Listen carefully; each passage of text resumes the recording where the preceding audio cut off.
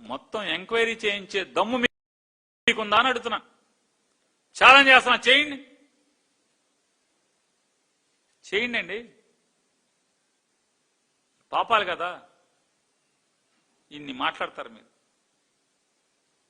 హిందూ మతం గురించి నీ హిందూనంటే ఎవరు నమ్ముతారు? పవన్ కళ్యాణ్ గారు మీరు నేను హిందూనంటే ఎవరు నమ్ముతారు?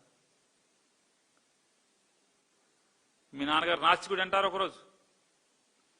మా నాన్నకి దేవుడు అసలు మా నాన్న రాముడు అంటే రామ రామ రామ రామ రామ రామ అని రామకోటి రాసేవాడు అంటారు ఒకరోజు.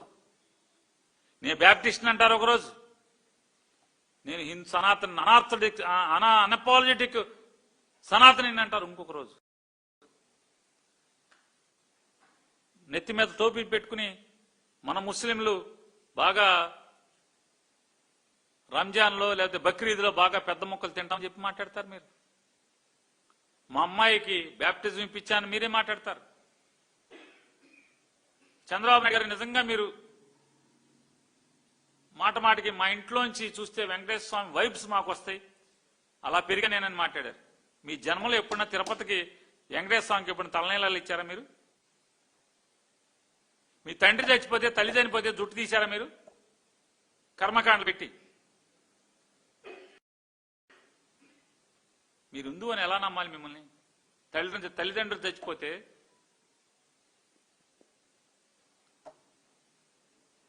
ఒక్కరోజు కూడా తిరుపతికి గుండె ఉన్నవాళ్ళు ఈ పవన్ కళ్యాణ్ గారు ఉన్నారు.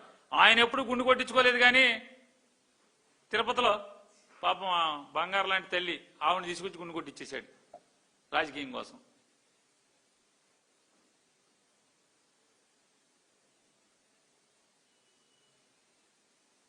ఈ పాపాలు మానండి.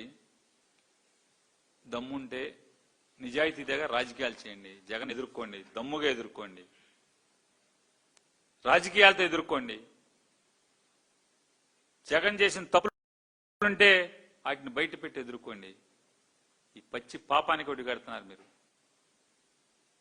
మళ్ళొకసారి చెప్తున్నా, ఈ డైరీ పాపాలన్నీ కూడా 2014 నుంచి ఇప్పటి వరకు తిరుపతికి సప్లై చేసిన డైరీలన్నిటి మీద, వాటి మూలాల మీద, వాటి లావాదేవీల మీద ఎవడెవడికి ఎంత పాపం ఉందో అదొకటే కాదు, మీరు సమాధానం చెప్పండి. సంప్రోక్షణ చేయండి. చేయరా?